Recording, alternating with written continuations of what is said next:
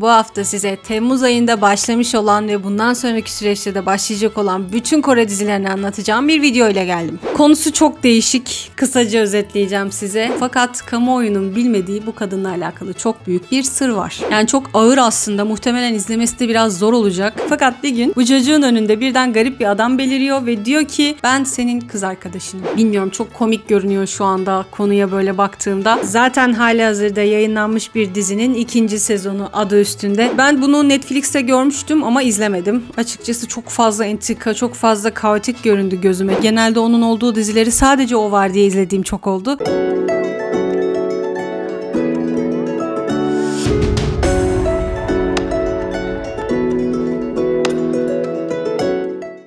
Merhaba arkadaşlar, Uzan Doğası'na hoş geldiniz. Ben Sümeyye Saraç. Yepyeni bir haftada, yepyeni bir videoyla daha karşınızdayım. Bu hafta size Temmuz ayında başlamış olan ve bundan sonraki süreçte de başlayacak olan bütün Kore dizilerini anlatacağım bir video ile geldim. Bulabildiğim kadarıyla Temmuz ayında tam 9 tane Kore dizisi yayınlanmaya başlayacak. Yine içlerinde çok güzel diziler var. Kimisi çok ilgimi çekti, kimisi hiç ilgimi çekmedi ama ben bugün size bu videoda hepsini detaylarıyla birlikte anlatmaya çalışacağım. O zaman haydi hemen dizilerimize geçelim. İlk dizimizin adı Beach and Rich 2. Zaten halihazırda yayınlanmış bir dizinin 2. sezonu adı üstünde. 3 Temmuz'da yayınlanmaya başladı. 10 bölümden oluşacak. Netflix ve MBN'de yayınlanacak. Başrol oyuncuları Lee Eun-sam, Yeri, Kim Min-kyu, Lee Jong-hyuk, Park Shi-woo ve Jang Dok-soo. Konusundan bahsedeceğim ama önce ilk sezonu bir kısaca anlatayım size. Çünkü bağlantılı 2. sezonu ilkiyle. Kim Hae-in fakir bir lise öğrencisi. Yani Lee Eun-sam'in canlandırdığı başrol karakterimiz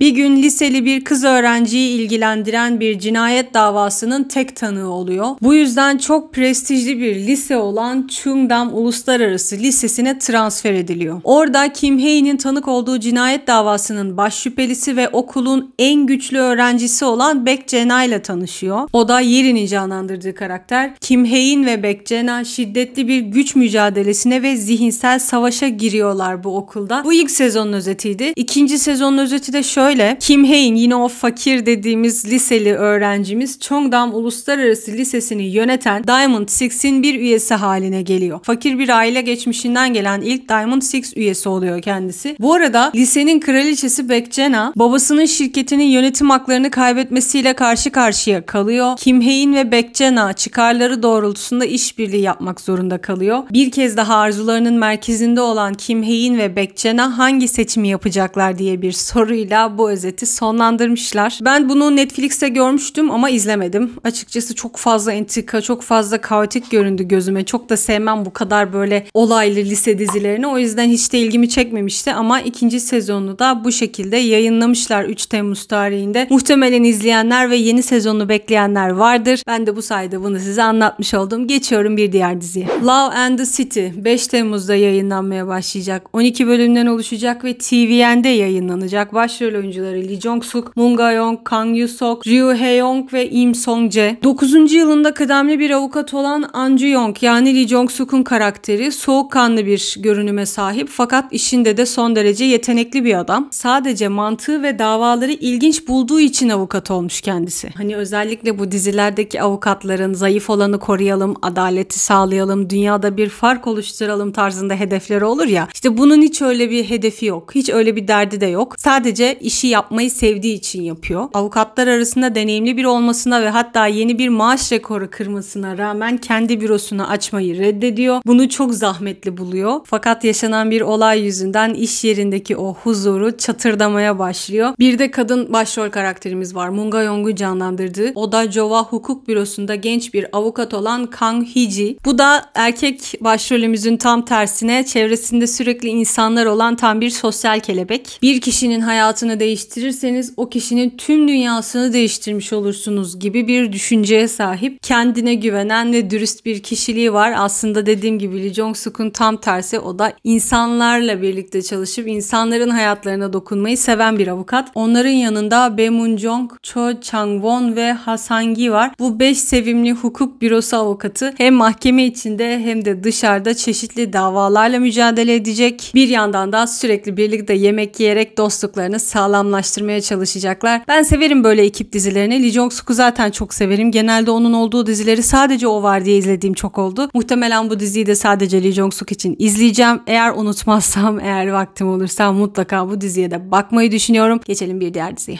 S-Line 11 Temmuz'da başlayacak. 6 bölümden oluşacak ve Wow diye bir yerde yayınlanacak. Bu da muhtemelen dijital bir platform. Başrol oyuncuları Lee Soo-hyuk, Lee Da-hae ve Arin. Konusu çok değişik. Kısaca özetleyeceğim size. Aniden insanların başlarının üzerinde kırmızı çizgiler beliriyor. Bu kırmızı çizgilerin özelliği de şu. Bu çizgiler cinsel ilişki yaşamış insanları birbirine bağlıyormuş. Bu nedenle insanların utanç verici veya gizli tarafları ortaya çıkıyor. İnsanlar da bu kırmızı çizgilere S-line yani S çizgisi diyorlarmış. Lee Soo-hyuk bu gizemli kırmızı çizgileri keşfetmeye çalışan çekici bir görünüme ve özgür bir ruha sahip bir dedektifi canlandıracak. Lee Da-hae tuhaf bir lise öğretmenini, Arin ise bu çizgileri doğduğundan beri görebilen bir lise öğrencisini canlandıracak. Değişik bir dizi, çok garip bir konusu var. Bu diziyi izler miyim hiçbir fikrim yok. Aslında Lee Soo-hyuk'la Lee Da-hae'yi çok seviyorum ama belli ki konusu biraz +18. Yani bu çizgileri neye bağlayacaklar, mevzu neye dönüşecek hiçbir fikrim yok ama bilginiz olsun 11 Temmuz'da böyle bir dizi yayınlanmaya başlayacakmış. Bir diğer dizimizin adı Love Life. 11 bölümden oluşacak. 16 Temmuz'da Disney Plus'ta yayınlanmaya başlayacak. Başrol oyuncuları Ryu Sung-ryong, Yang Se-jong ve Lim Soo-jong. Oh Hee-dong'a küçüklüğünden beri amcası Oh Gang-sok bakıyor. Bunlar da Yang Se-jong'la Ryu Sung-ryong'un canlandıracağı karakterler ve bu amca yeğenini suç dünyasına sürüklüyor. Oh Gang-sok para kazanmak için her şeyi yapabilecek bir adam ve yaptıklarının yasal olup olmadığıyla asla ilgilenmiyor. Oh Hee-dong da artık amcasının yönlendirmeleriyle onun için çalışmaya başlıyor. Bir gün bu amcaya bir iş teklifi geliyor. O iş de Güney Jeolla eyaletindeki Sinan açıklarında batık bir gemiden hazine kurtarmak. Bu işin ardından bir servet kazanma fırsatı seziyor fakat bu mevzuyu herkes duyduğu için belli ki o bölgeye çok daha fazla insan gelecek ve tahminimce özetin devamında böyle yazmasa da bu amca yeğen birlikte giderek o hazineyi bulmaya çalışacaklar. Aynı zamanda da o süreçte bir sürü insanla kapışmak zorunda kalacaklar. Değişik bir konusu var. Özellikle dizilerde böyle bir batık hazine bulmak, işte ne bileyim bir gemiye gitmek falan o tarz bir şey ben izlediğimi hiç hatırlamıyorum. Aslında ilgi çekiciymiş konusu. Unutmazsam, olumlu yorumlar alırsa falan belki buna da bakabilirim. Disney Plus'ta zaten 11 bölümlük bir dizi olacakmış. Enteresan. Geçiyorum bir diğer diziye. The Night Sky 18 Temmuz'da JTBC'de yayınlanmaya başlayacak. 14 bölümden oluşacak. Başrol oyuncuları Lee Dong-wook ve Lee Sun-kyung. Bunun da çok kısa bir konusu vardı her yerde. O yüzden ben de kısaca anlatacağım. 3. nesil gangster bir ailenin beklenmedik derecede saf bir kalbe sahip en büyük torunu Park Suk-chol ve şarkıcı olmayı hayal eden ilk aşkı Kang Mi-young'un hikayesini anlatıyor. Zaten bunlar da az önce okuduğum Lee Dong-wook'la Lee Sun-kyung'un canlandıracağı karakterler. Suk-chol ailesini, kariyerini ve aşkını koruyabilmek için hayatın çalkantılı inişleri ve çıkışlarıyla yüzleşecek demişler. Bu kadarcık kısa bir özeti var. Anladığım kadarıyla Lee Dong-wook'un karakteri ailesinin baskısıyla o gangster dünyasına mecburen adım atmak zorunda kalacak ama aslında iyi niyetli saf bir adam olacak ve ilk aşkına yakınlaşmak istediği için belki onunla bir hayat kurmak istediği için de işler biraz farklı bir şeye dönüşecek gibi. Bu iki başrol oyuncusunu çok severim. Lee Dong-wook'un dizileri de genelde iyi olur. Bu adamın seveni takip edeni çok biliyorum. 18 Temmuz tarihlerinde böyle bir dizisi başlayacakmış Lee Dong-wook'un. Geçelim bir diğer diziye. The Defect, bir diğer ismi Child Shopping.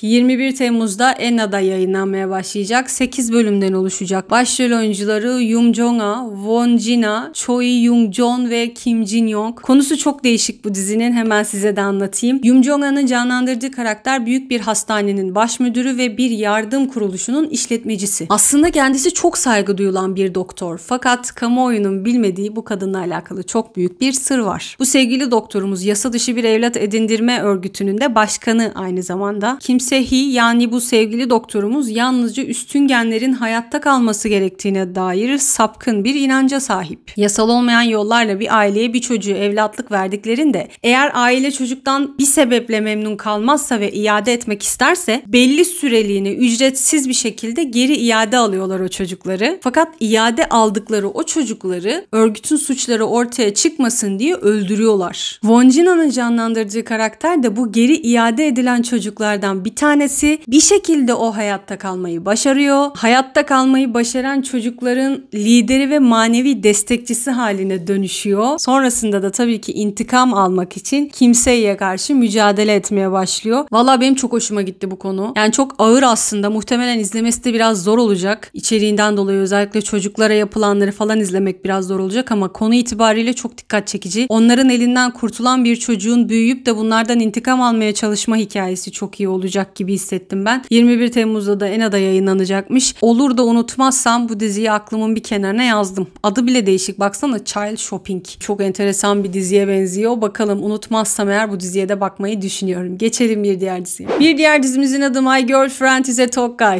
Değişik bir dizi. 23 Temmuz'da KBS 2'de yayınlanacak. 12 bölümden oluşacak. Başrol oyuncuları Yoon Sana, Arin, Yoo Jung Ho ve Chu. Yoon Sana astronomi okuyan bir üniversite öğrencisi. Üniversiteye giderken ilk defa kör randevuya çıkıyor. Orada Arin'in canlandırdığı karakterle tanışıyor. Ona aşık oluyor ve bu ikili sevgili oluyorlar. Fakat bir gün bu çocuğun önünde birden garip bir adam beliriyor ve diyor ki ben senin kız arkadaşınım. Kim Ji-eun, yani çocuğun kız arkadaşı, güzel ve sıcakkanlı bir kadın. Fakat bir gün uyandığında kendini bir erkeğe dönüşmüş olarak buluyor. Sonra hemen erkek arkadaşının yanına gidiyor, ona durumunu anlatıyor. Bu arada o kızın o halini de canlandıracak olan kişi Yoo Jung Ho. Bir de kendine erkek ismi takıyor, Kim Ji Hoon diye. Bu arada erkek arkadaşından bir erkek gibi nasıl yaşanır onu öğrenmeye çalışıyor. Bir yandan da bu ikili ayrılmıyor. Yeniden kızı eski haline döndürebilmek için birlikte çabalamaya, bunun bir yolunu bulmaya çalışıyorlar. Bu arada bir de Chu'nun canlandırdığı karakter var. O da Park Yoon-jae ile aynı üniversiteye giden popüler bir kız ve aynı zamanda da ona aşık. Park Yoon-jae dediğimizde zaten başrol erkek karakterimiz. Bilmiyorum, çok komik görünüyor şu anda konuya böyle baktığımda. Muhtemelen o sahneler de bayağı komik olacak bu arada. Yani kızın gidip ilk çocuğa kim olduğunu anlatma çabası, sonrasında ondan bir erkek nasıl olur onu öğrenme çabası falan çok eğlenceli olacak gibi duruyor. Yani bilmiyorum, çok oyuncularını da tanımıyorum ama yine de hikaye sevimli görünüyor. 23 Temmuz'da bu dizide yayınlanmaya başlayacakmış. Bir diğer dizimizin adı Trigger. 25 Temmuz'da Netflix'te yayınlanacak. 10 bölümden oluşacak. Başrol oyuncuları Kim Nam-gil ve Kim Yong-kwang. Bu dizinin geçtiği evrende Güney Kore'de silah satın almak, satmak veya silaha sahip olmak yasak. Ve bu sayede ülkede silahlarla ilgili suç vakaları neredeyse sıfırlanmış durumda. Ama birden bu olay değişmeye başlıyor. Bilinmeyen kaynaklardan gelen yasa dışı silahlar ülkeye getiriliyor ve silah olayları çoğalmaya başlıyor. Yido, yani Kim Nam-gil'in canlandırdığı karakter dürüst bir dedektif. Geçmişte de orada da keskin nişancı olarak görev yapmış. Şimdi de bir dizi silah olayını durdurmak ve yasa dışı ateşli silahların kaynağını kovalamak için mücadele ediyor. Bir de Kim Yong-kwang'ın canlandırdığı karakter var. O da yeraltı silah simsarlığı dünyasında önemli bir isim. Rahat bir insan gibi görünse de eylemlerini titizlikle planlayıp ve yine aynı titizlikle de o planları hayata geçiren bir kişi kendisi. Bu iki adam muhtemelen bu sebeplerden dolayı karşı karşıya gelip bayağı bir çatışacaklar konusundan anladığım kadarıyla. Değişik bir dizi, benim çok ilgimi çekmedi. Aslında Kim Yong-kwang'ı da Kim Nam-gil'i de severim ama konusu bana biraz fazla ağır geldi. Yine de 25 Temmuz tarihlerinde böyle bir dizi yayınlanmaya başlayacak, haberiniz olsun. Gelelim Temmuz ayında yayınlanacak olan son Kore dizisine, Try a Miracle in Us. 25 Temmuz'da SBS'te yayınlanacak, 12 bölümden oluşacak. Başrol oyuncuları Yoon Kye-sang, Lim Se-mi ve Kim Yo-han. Yoon Kye-sang'ın canlandırdığı karakter Kore rugby'si için umut olan bir rugby oyuncusuydu. Çok yetenekliydi, yıldız potansiyeli vardı fakat bir uyuşturucu skandalı bütün kariyerini mahvetti. Tüm spor medyası uyuşturucu skandalını ele aldı. O da bu yüzden uyuşturucu bağımlısı ismiyle damgalanarak spordan emekli olmak zorunda kaldı. 3 yıl sonra bir zamanlar oynadığı lise rugby takımı için sözleşmeli koç olarak geri dönüyor bu adam. Onun başına geçtiği o lise rugby takımı ligdeki en zayıf takım. Bir koç olarak da bu adam rakipsiz bir karizma ve tavizsiz bir liderlik yeteneği gösteriyor. Bir de aynı lisede atış koçu olan eski kız arkadaşı Beyici ile yeniden bir araya geliyor. O da Lim Se-mi'nin canlandırdığı karakter. Bu ikili 10 yıl boyunca çıkmışlar fakat uyuşturucu skandalından sonra adam kimseye bir şey söylemeden ortadan kaybolmuş. Şimdi aynı lisede çalıştıkları için yeniden bir araya gelmek zorunda kalıyorlar. Bu rugby takımının 7 tane oyuncusu var. Onlardan bir tanesi de takımın kaptanı Yoon Song-joon, yani Kim Yo-han'ın canlandırdığı karakter. Bu çocuk lise 3. sınıfa gidiyor. Genç milli futbol takımının üyesi olan ikiz bir kardeşi var. Aslında geçmişte bu çocuk da futbol oynamış ama yeteneksizliği nedeniyle bırakıp rugby'ye geçmek zorunda kalmış. Bu yüzden de çok fazla kıskançlık duygusu yaşamış. Yetenekli insanlara karşı da aşağılık duygusu hissediyor ama buna rağmen de sporda tanınmak isteyen çalışkan bir kişiymiş kendisi. Belli ki spor temalı, özellikle rugby ağırlıklı bir dizi olacak. Rugby'ye dair hiçbir fikrim yok. Diziyi izler miyim pek zannetmiyorum ama böyle spor temalı diziler aslında tatlı oluyor. Özellikle de hani o lisedeki takım zayıf. Muhtemelen o adam gelecek, o takımı güçlendirecek, onları canlandıracak ve muhtemelen büyük başarılar elde edecekler falan. Böyle tatlı bir hikayesi var gibi duruyor. Ve bu sayede Temmuz ayında başlayacak olan bütün Kore dizilerini size anlatmış oldum. Ben internette arattığımda 9 tane buldum. Umuyorum atladığım olmamıştır. Olduysa da zaten her zaman söylediğim gibi bilinçsiz olmuştur, bulamamışımdır. Asyan Wiki'deki o listede bazen eksik kalabiliyor. Yine eksik kalmıştır. Farklı sitelere de baktığımda sadece bu dizileri bulabildim. Eksik kalan olduysa lütfen alt tarafa yorumlar kısmında onu da belirtirseniz çok mutlu olurum. Beni izlediğiniz için teşekkür ediyorum. Videoyu beğendiyseniz alt kısmından beğene tıklamayı, kanala hala abone değilseniz abone olmayı lütfen unutmayın. Yepyeni haftalarda yepyeni videolarla görüşmek üzere.